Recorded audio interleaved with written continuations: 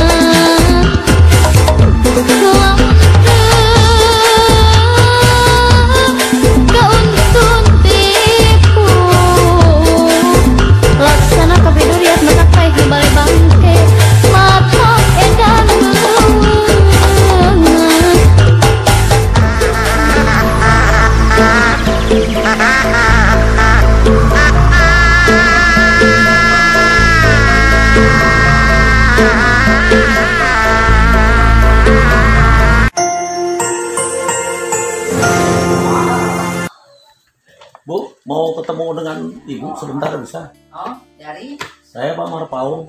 Oh, Pak Marpaung. Iya. Siap. Ibu kasih PAUD ya? Iya, Pak. Oh iya, sebentar dikit-dikit lah ngobrol-ngobrol dulu nih. Enggak, Pak. Terus, kemarin salam katanya dari Siapa? Pak si Hombing. Hombing mana ya? Ah, udah. Udah. Hah? Oh iya. Iya. Saya deket banget. Oh iya. Udah dianggap Ari ibu siapa ya? Saya Bu nama. Elis, Bunda Elis. Oh, Bunda Pasti Elis. pas kemarin kata Pak itu kalau ketemu sama Pak Mat Paung katanya salam, udah lama nggak ketemu Oh, katanya, iya. kapan mau ini katanya gitu.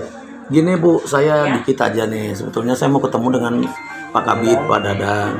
Nggak janjian dulu Pak. Memang saya nggak janjian, saya mau ke rumahnya berapa kali juga nggak jadi aja ke situ, ke apa namanya, ke Nyalindung. Ini persoalan PAUD ini banyak masalah nih PAUD hari ini, saya lihat nih dari proses ke belakangnya gitu ya, dari beberapa narasumber pengelola PAUD. Nah, termasuk kemarin yang kita kebetulan saya pemretnya seputar jagat. Kemarin tuh saya mengangkat masalah tentang permasalahan pengelola PAUD yang ada di Kecamatan Pabuaran, Ibu Yanyan itu. Pertama yang dipersoalkan di situ adalah tentang adanya insentif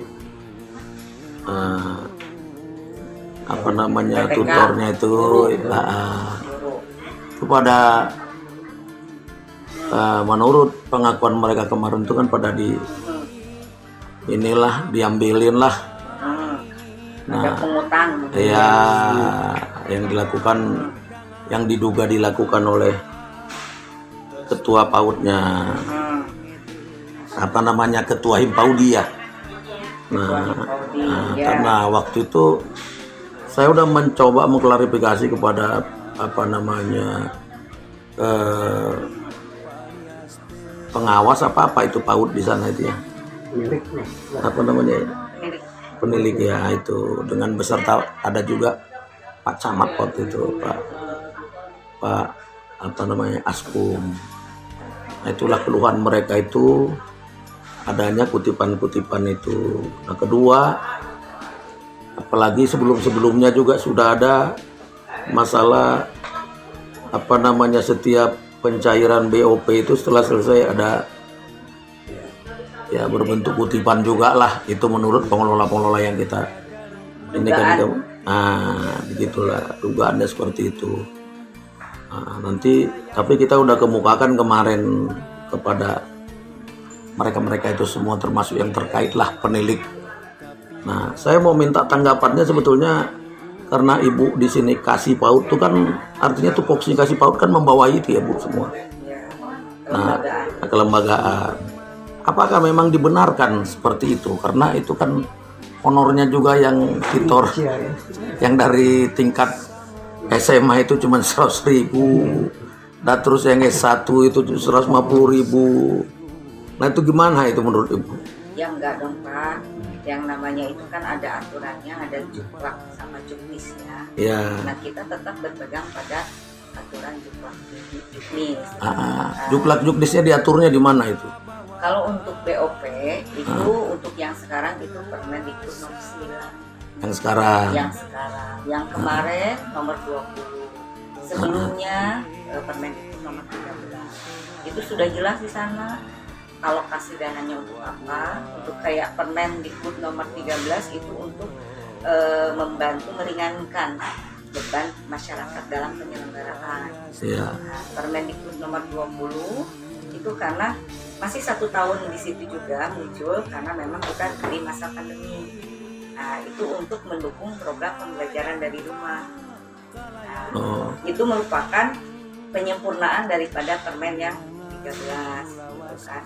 Nah, kalau di Permendikbud nomor 13 itu ada persentasenya itu untuk alokasi. Yang pertama itu minimal 50%. Untuk yang alokasi yang kedua, program pendukung pembelajaran dan bermain itu ada di angka maksimal 35%, dan yang pendukung lainnya itu di angka maksimal 15%.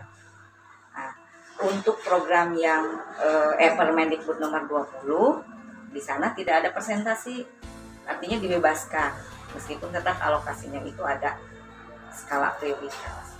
Nah, untuk yang sekarang Permendikbud nomor 9 tahun 2021 masih tidak ada persentasi, di sana untuk meningkatkan layanan kalau sekarang itu. Yang pertama itu untuk program kegiatan belajar dan bermain. Selama itu masuk ke sana itu mangga. Yang kedua alokasinya itu untuk pendukung program pembelajaran. Jadi kalau yang kedua pendukung, artinya alokasinya masih di. Itu berapa satu siswa didik itu dibiayai oleh negara itu? 600.000, tapi bukan berarti uang itu ke anak, tapi itu tetap ke pengelola lah, kan sistem transfer itu kepada dilaksanakan dalam 2 tahapan. Tahap pertama berarti 300, tahap kedua 300. Jadi yang 600 tadi itu untuk apa aja itu? Ya itu Pak, alokasinya ada 3. Alokasinya yang pertama untuk kegiatan pendidikan dan pembelajaran dan bermain. Yang kedua program pendukung kegiatan pembelajaran. Nah, berarti yang kedua kegiatan pendukung itu bisa dilakukan oleh guru, bisa dilakukan oleh tapi mendukung terhadap kegiatan pembelajaran tadi. Kalau yang pembelajaran dan kegiatan bermain yang pertama itu artinya itu anak kalau mau belajar sesuai dengan tema nih, temanya mau apa, ada 11 tema di sana. Nah itu yang harus disiapkan selama kalau tahap pertama berarti semester 2 di tahun berjalan. Nah kalau yang ketiga itu untuk alat administrasi, administrasi pendidikan. Itu aja sih. Jadi berarti 3 poin itu tadilah cuman untuk penggunaan anggaran yang 600.000. Nah selama ini ada kutipan-kutipan seperti itu, Ibu paham nggak sepanjang Ibu mulai kapan di sini jadi? Saya baru 1 tahun 2000 kemarin, 2020 kemarin. 2020 kemarin. Sebelumnya siapa di sini Bu? Dulu sebelum saya tuh Ibu Dini. Ibu Dini. Nah tapi kemarin 2020 kemarin ada nggak Ibu dengar atau Ibu ketahui tentang adanya seperti itu, seperti honor tutor di 2020 saya coba kawal itu di luar daripada apakah ada oknum, saya bilang oknum ya, apakah ada oknum itu di luar itu, tapi yang jelas kami senantiasa mengawal itu agar tidak terjadi hal-hal yang di luar daripada permen yang sudah ditetapkan, peraturan sudah ditetapkan. Meskipun kemarin agak sedikit ini tuh karena memang pemahaman untuk masa pandemi itu Pak, biasanya pembelajaran di sekolah ini tiba di rumah. Nah persepsi ke sana itu kegiatan belajar di rumah, jangan sampai tugas yang asalnya di sekolah itu, nah itu yang agak kemarin. Terus seperti apa namanya BOP ada pungutan, kan ini kan yang dilakukan ini diduga dilakukan semua oleh ketua-ketua Himpaudi di kecamatan itu terhadap pengelolaan perkecamatan loh ini. Nah kan gitu, karena ini kita udah bukan hanya pebuaran kita masuk, yang lain itu kita sudah mulai dengar. Jadi makanya daripada kita ini tujuannya kan untuk meluruskan ya, bukan apa-apa. Jadi kita makanya klarifikasi dulu ke Ibu. Sebetulnya saya kepingin tadi ketemunya dengan Pak Kabid, Pak Dadang, karena ini nanti kan muaranya ada di dia nanti nih, karena kan dari sini anunya ini supaya jangan jadi lain gitu. Nah itulah yang terjadi hari ini di lapangan. Nah yang satu lagi ingin saya tanyakan, apa sih syaratnya berdirinya PAUD ini?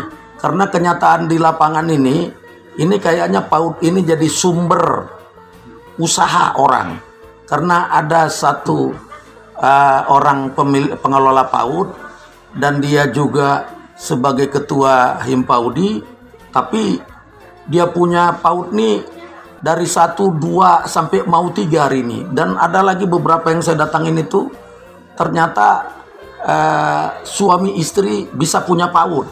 Suaminya ada di sini, istrinya ada di seberang sana. Jadi artinya saya lihat kayaknya ini bagaimana pengawasan tentang PAUD ini yang dilakukan oleh Kasih PAUD Kabupaten Sukabumi ini, pengen tahu juga ini kami. Saya masuk ke sini kan tahun, dan itu menjadi tupoksi saya untuk menertibkan itu.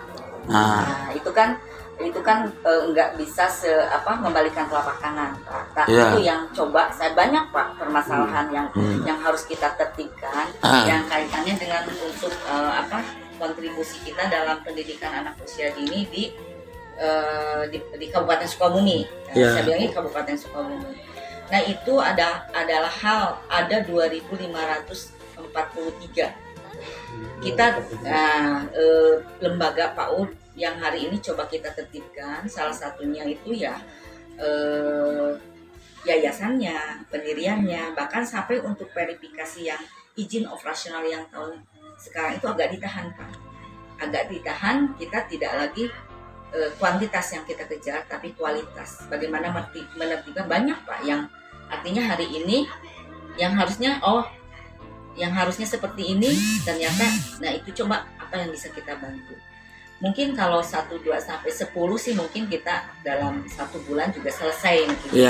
Tapi karena banyak, nah itu yang coba kita tertibkan sehingga hari ini sebetulnya kita agak turun nih PAUD itu dari 2.543 menjadi 2.471. Nah, seperti yang kita dapatin aja ini kan ya, contoh lah kita adakan evaluasi setelah ada kemarin tuh jumlah PAUD 51 di 1 kecamatan tuh, di Kecamatan Pabuarat dengan 2 TK ya kan.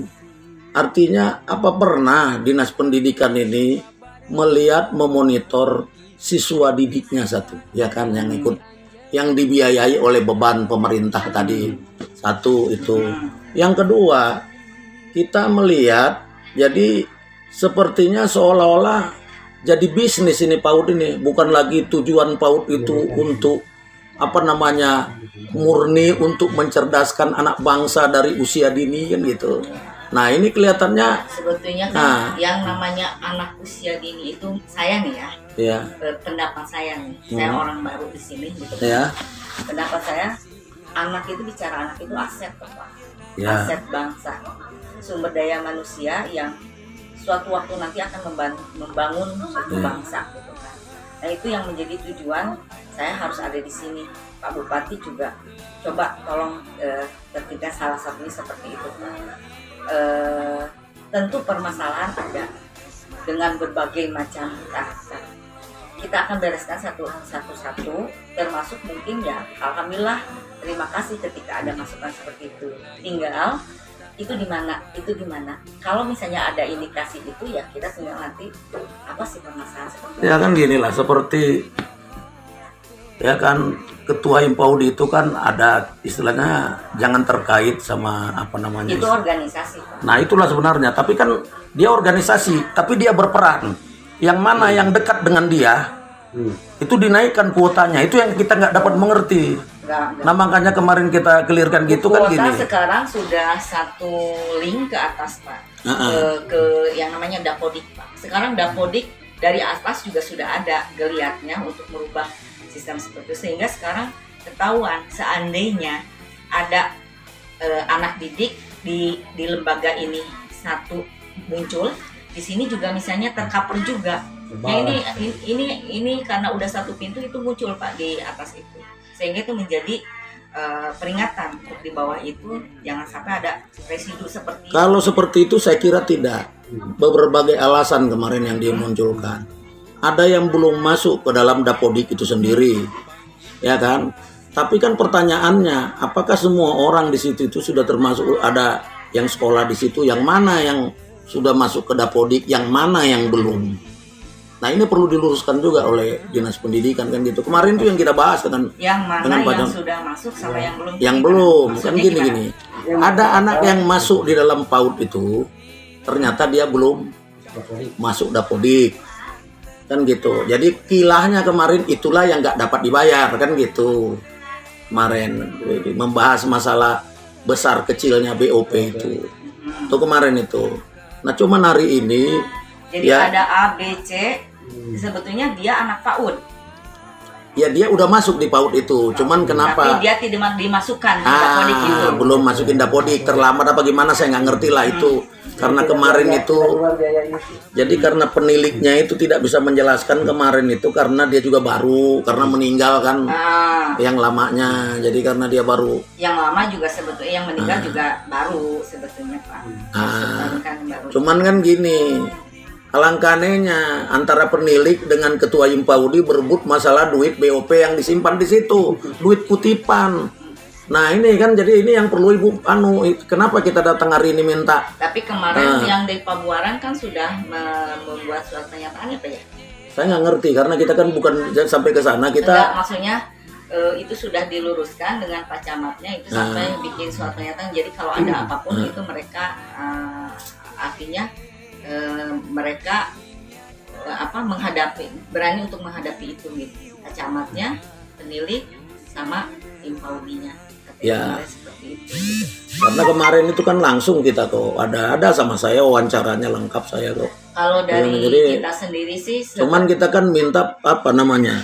Ini tanggapan dari Dina seperti apa? Karena ini modus seperti ini kelihatannya gitu ya. Karena beberapa yang kita lihat tuh, apalagi penjelasan mereka yang ada kepada kita beberapa pengelola sekarang di wilayah itu, ini bukan dari sekarang. Bukan terjadi, ini udah mundur ke belakang juga seperti itu. Jadi seperti apa, meninggalkan warisan yang dulu kan gitu, entah siapa itu kita nggak tahu lah. Cuman hari ini kalaupun ada insya Allah saya siap untuk itu Pak, merubah itu. Nah makanya kan itulah hari ini tuh supaya apa namanya, jangan sampai kita terus terang kok dalam hal ini kita kepingin mendukung. Ya seperti itu Ibu bilang, itu anak bangsa, aset, itu benar. Tapi tak kalah produk untuk anak bangsa itu dimainkan gimana, kan itu yang jadi pertanyaan. Saya sangat mendukung apa omongan Ibu.